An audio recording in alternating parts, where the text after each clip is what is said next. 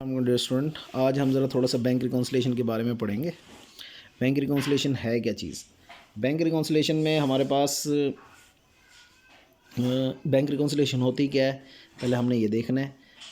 Bank में जब हम डीलिंग करते हैं, बैंक में पैसे जमा करवा रहे हैं, बैंक से पैसे निकलवा रहे हैं, तो हम उसको रिकॉर्ड कर रहे होते हैं कैश बुक में। इसी तरीके से बैंक भी रिकॉर्ड कर रहा होता है पासबुक में, जिसको हम बैंक स्टेटमेंट भी अमूमन कहा जाता है। ठीक है, तो हम जब पैसा जमा करवाते हैं तो हम उसको डेबिट करते हैं, बैंक उसको क्रेडिट करता है। बेसिकली हमारा काम बैंक में पैसे जमा करवाना है, तो हम डेबिट बैलेंस हमारा फेवरेबल है और क्रेडिट बैलेंस पासबुक का फेवरेबल बैलेंस है। बाज़ औक़ात ऐसा होता है कि हम बैंक से ओवरड्रॉन करवा लेते हैं, बैंक से ज़्यादा पैसे निकलवा लेते हैं। उस सूरत हाल में बैंक का बैलेंस उलट जाता है। ये उन सूरतों में होता है जब मैनेजर से आपकी बनी हुई हो, बैंक मैनेजर से अच्छी बनी हुई हो, तो आपको बैंक ये सहूलत देता है, क्रेडिट फैसिलिटी दे देता है कि आप अकाउंट से भी ज़्यादा पैसे विड्रॉ करवा सकते हैं। इसको कहते हैं ओवरड्रॉन बैलेंस। तो ओवरड्रॉन की सूरत में पासबुक हो जाता है डेबिट बैलेंस और कैश बुक का हो जाता है क्रेडिट बैलेंस। ये अनफेवरेबल होता है बेसिकली, क्योंकि हमारी लायबिलिटी बन गई है, अदा करनी है, और बैंक का काम है बैंक में पैसे जमा करना। हाँ, उल्टा उसने कर्जा दे दिया तो उसके लिए भी वो क्या हो गया है, बैलेंस चेंज हो गया है। तो अब हमने इस वजह से अच्छा, ये तो हो गया हमारा दोनों का कैश बुक और पासबुक के बारे में डिस्कशन, क्या चीज़ होती है। अब होता ये है कि जो चीज़ हम पे कर रहे हैं वही चीज़ बैंक उसको रिकॉर्ड कर रहा है, लेकिन दोनों का बैलेंस जब सेम नहीं आते, जब दोनों बैलेंस इक्वल नहीं आ रहे होते, तो उस सूरत हाल में हम बनाते हैं बैंक रिकॉन्सिलेशन स्टेटमेंट, ताकि हमारा बैलेंस में अगर कोई डिफरेंस है, कोई बैलेंस बराबर नहीं आ रहा, तो फिर हम बनाते हैं बैंक रिकॉन्सिलेशन स्टेटमेंट। अब ये मैंने रीजंस लिखी हुई हैं जो हो सकती हैं कि हमारे पासबुक में रिकॉर्ड ना हुई हैं, हो सकता है हमारे कैश बुक में रिकॉर्ड ना हुई हैं। तो हम जो बैलेंस का मेथड कर रहे हैं वो है एडजस्टेड बैलेंस मेथड, यानी कि इनमें दोनों हम कैश बुक का बैलेंस भी लेके चलेंगे और पासबुक का बैलेंस भी लेके चलेंगे।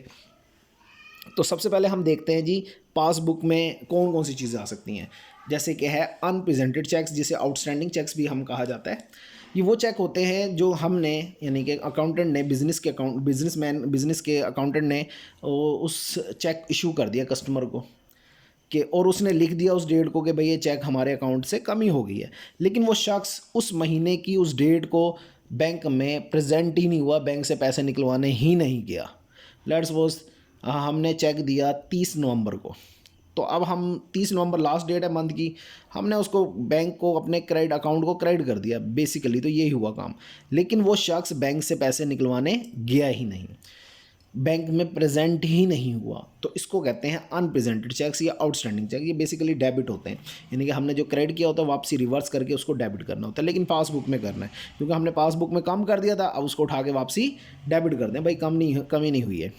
और ये जो बैंक रिकॉन्सिलेशन स्टेटमेंट है, ये बैंक नहीं बना रहा होता, बिजनेसमैन का अकाउंटेंट बना रहा होता, बिजनेस का अकाउंटेंट बना रहा होता है। ये भी बात क्लियर रखनी है आपने। नंबर सेकंड पे आ जाता है uncredit cheques, uncleared cheques, uncollected cheques, undeposited cheques और लेट नाइट डिपॉजिट। ये वो चेक होते हैं जो हमने बैंक में जमा कराए, अपने अकाउंट में जमा करवाए, लेकिन किसी भी वजह से वो उस महीने के अंदर वो बैंक में जमा नहीं हुए। लेट्स सपोज 30 नवंबर को हमने पीएन को कहा ये जाके चेक जमा करवा दो, बैंकिंग आवर्स ख़त्म हो गए थे, 5 बज गए थे, 5 बजे के बाद जब बैंक में पैसे जमा करवाने गए तो बैंक ने चेक तो ले लिया कि भाई ये हमारा रेगुलर कस्टमर है, हमने चेक तो ले लिया, लेकिन बैंक में जमा हुए नहीं बेसिकली।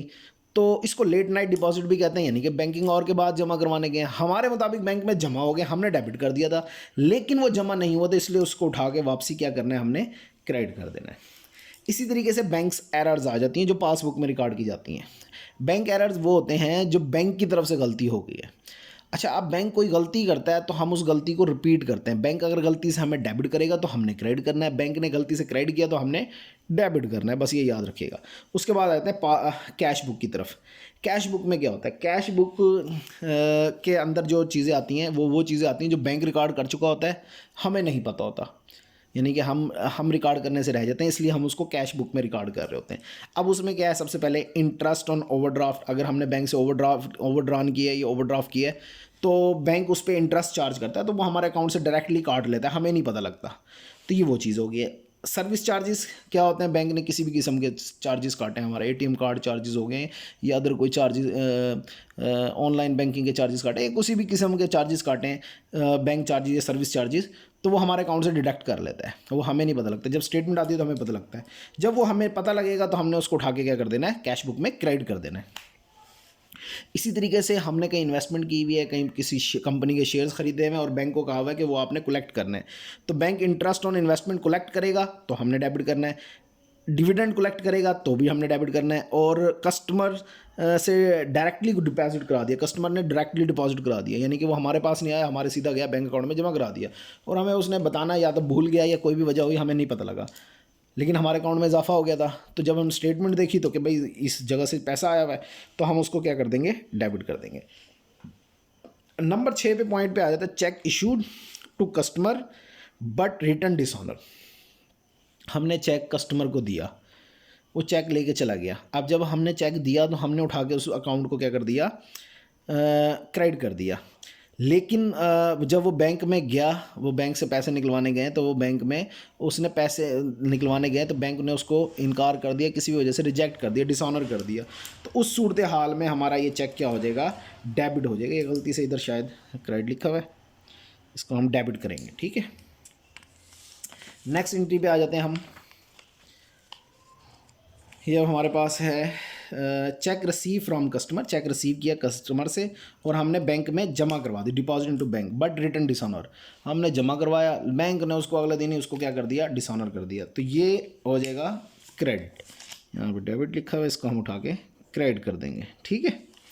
अच्छा जी, अब कैश बुक की दो साइडें होती हैं, एक तो होती है डेबिट, एक होती है क्रेडिट। कैश बुक की अगर डेबिट साइड अंडर कास्ट हो, यानी कि हमने उसमें कम रिकॉर्ड किया, तो उसको पूरा करने के लिए और डेबिट करना है, यानी कि अंडर कास्ट को हमने और डेबिट करना है, और अगर ओवर कास्ट है, ज़्यादा डेबिट कर दिया, तो उसको उठा के कम करने के लिए हमने क्रेडिट कर देना है। इसी तरीके से कैश बुक की क्रेडिट साइड होती है, अगर अंडर कास्ट है, कम रिकॉर्ड किया, तो और क्रेडिट करना है, अगर ओवर कास्ट है तो उसको डेबिट करना है। इंशाल्लाह नेक्स्ट वीडियो में हम ये देखेंगे कि इसका क्वेश्चन कैसे हल करना है। ये बहरहाल ये पॉइंट्स हैं, मेन पॉइंट्स हैं, इसके अलावा भी और पॉइंट्स हैं। तो हमने इसमें बेसिक एक चीज़ है, ये याद रखना है कि जब भी बैंक अकाउंट में कमी होती है तो हम क्या करते हैं, उसे क्रेडिट करते हैं हमारे बैंक अकाउंट में, और जब हमारे बैंक अकाउंट में इजाफा होता है तो हम उसको डेबिट करते हैं। ये बेसिक रूल्स होता है, बस ये याद रखिएगा कि जब हमारे अकाउंट में इजाफा हो रहा होता है हम डेबिट करेंगे, जब हमारे अकाउंट में कमी हो रही होगी तो हम क्रेडिट करेंगे। इंशाल्लाह मैं नेक्स्ट वीडियो में आपको इसके बारे में सारी डिटेल से बताऊँगा।